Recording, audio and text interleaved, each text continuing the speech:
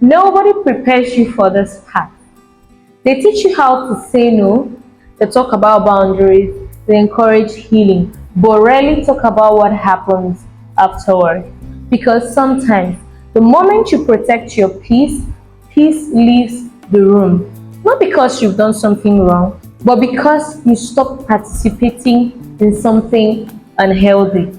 The truth is this: not everyone will clap when you start setting boundaries. Sometimes they get angry, sometimes they get quiet, sometimes they get distant, sometimes they even make you feel like you're the villain. And if you grew up believing that being good means being agreeable, their reaction can feel like proof that you have sinned. But what if their reaction does not mean that you're wrong? Welcome back to Luxora, your journey through struggles into light. You're listening to the last episode of our Learning to Say No Without Guilt series, and this episode is titled When They Don't Take Your No Well. For many of us, saying yes wasn't kindness, it was survival.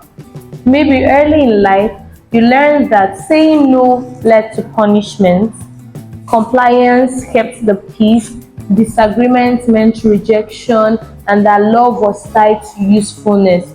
And now, when you try to say no, your nervous system reacts. You replay conversations, you want to fix it immediately, not because you're wrong, but because tension used to mean danger, and your body remembers it. When you start saying no, something shifts. You interrupt patterns and you disrupt expectation. You stop overfunctioning, you stop rescuing, and you stop absorbing other people's emotional weight. And people who are used to that version of you, they feel it. Not because they are evil, not because they hate you, but because you changed the dynamic. And guess what? Change creates tension, especially in environments where your yes wasn't expected but requested.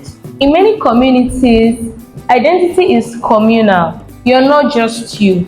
You're someone's son, you're someone's daughter, you're someone's helper, you're someone's dependable one. And the moment you say no, you are rejecting a role. And that's why reactions feel intense, because roles create comfort and your boundaries, they disrupt the script. This might look like you stop attending every gathering because you're emotionally drained. You step down from a church responsibility because you are burnt out. You stop tolerating disrespect disguised as joke. You tell your friend, oh, I can't be available anymore for late night calls. You stop lending that money that destabilizes you. You say no to last minute demands, and suddenly you've changed. The energy shifts, they become colder, more distant, more critical, and that hurts because they are not just strangers, they are people that you love. And a part of you wants to shrink back just to restore comfort. But just so you know, comfort and alignment are not always the same thing. There was a time I genuinely believed obedience was availability. When someone needed me, I showed up. When someone asked, I agreed. And when someone was upset, I fixed it. And when I started saying no, I noticed something. The same people who praised me for my kindness struggled with my boundaries. And the same people who loved my generosity were uncomfortable with my limits. And for a while, I thought I was becoming selfish. But no, I wasn't becoming selfish. I was becoming honest. Now, here's what can happen when you start protecting your peace: silent treatment, guilt tripping, character attacks, playing victim, spiritual manipulation.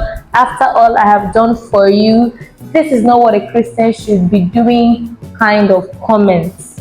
And this is where many people fold, because most times the backlash often feels worse than the burnout. But listen carefully.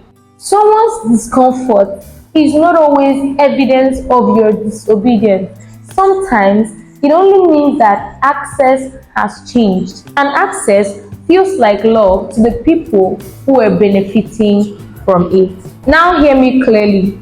Boundaries are not permission for you to be rude, they are not permission for you to dishonor people.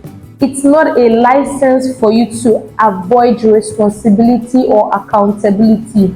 It's not also a license for you to dismiss correction.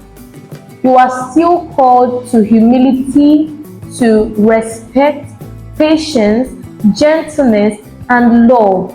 However, gentleness does not mean self-erasure. Jesus was gentle, but he was not tossed to and fro. That difference really matters. Boundaries protect your peace. Boundaries do not excuse arrogance. This teaching is not a permission for you to act anyhow. Rather, it's an invitation to act wisely. Let's talk about something that changes everything. If saying no was sinful by itself, Jesus would have sinned. Remember this, Jesus did not heal everyone in town. He left crowds who wanted more, and he withdrew to pray instead of responding immediately. He refused to perform miracles on demand. He didn't let urgency control him. He didn't explain himself to everyone, and yes, people were disappointed. He was still obedient. Jesus was loving, but he was not available to everyone at all times. That line matters. Love does not require limitless access, and obedience does not require constant availability. The real question is not were they upset? The real question is, was I obedient? Sometimes your no is obedience. Sometimes your no protects your calling. Sometimes your no preserves your mental and emotional capacity. Sometimes your no honors God more than your exhausted yes. Here's why this is hard. Many of us were conditioned to equate peace with approval.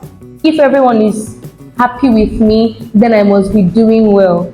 But you know what? Growth disrupts artificial peace. And sometimes tension is a proof that a boundary is working. Reaction reveal dependency. They do not automatically reveal your wrongdoing. Let that settle.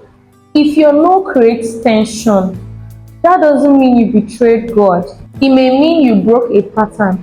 Jesus disappointed people, but he fulfilled purpose. You are not called to maintain everyone's comfort. You are called to walk in obedience. So the next time your no is met with resistance, remember this. You can be loving, you can be kind, you can be respectful, and still say no. And that doesn't make you less a Christian. It makes you more aligned. So ask yourself, was I respectful? Was I kind? Was I loving? Was I prayerful? Was I obedient? Was I honest? Was I aligned? And if the answer is yes, then their reaction belongs to them and your obedience belongs to God. I'd love you to declare this to yourself. I can be loving without being limitless. I can honor others without abandoning myself. I can follow Jesus without performing for everyone. And when they don't take my no well, I will not mistake tension for sin. We've come to the end of this series on learning to say no without guilt. If you've not seen the first 3 episodes, do well to check them out. Also, like, share, subscribe, and click on the notification button so you get informed when new episodes drop. Also, do well to follow us on our social media platforms on Facebook, on Instagram, and on TikTok at Luxora Officials. Until next time, keep on learning and relearning. However, stay true to yourself. This is Luxora, your journey through struggles into light, and I'm your host, Ebube Chukwu.